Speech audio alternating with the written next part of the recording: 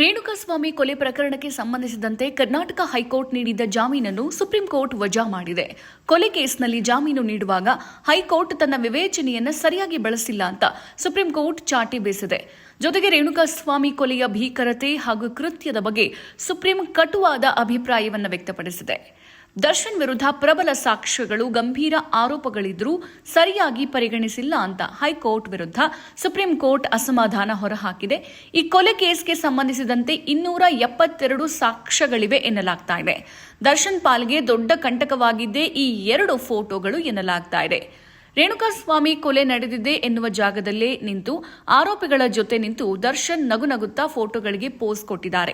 ಈ ಫೋಟೋ ನೋಡಿದ ನ್ಯಾಯಾಧೀಶರೇ ಶಾಕ್ ಆಗಿದ್ದು, ಇವರದು ಇದೆಂಥ ಮನಸ್ಥಿತಿ ಎಂದು ಬೇಸರವನ್ನ ಹೊರಹಾಕಿದ್ರು ಎನ್ನಲಾಗ್ತಾ ಇದೆ. ಜೈಲಿನಲ್ಲಿದ್ದರೂ ರಾಜಾತಿಥ್ಯ ಪಡೆದ ದರ್ಶನ್ ಮೇಲೆ ನ್ಯಾಯಾಧೀಶರು ಕೆಂಡಾಮಂಡಲರಾಗಿದ್ರು. ಜೈಲಿನಲ್ಲೇ ರೌಂಡ್ ಟೇಬಲ್ ಮೀಟಿಂಗ್ ಮಾಡ್ತಾ ಸಿಗರೇಟ್ ಸೇದಿದ ಫೋಟೋಗಳು ಕೂಡ ದರ್ಶನ್ಗೆ ದೊಡ್ಡ ಕಂಟಕವಾಗಿದೆ.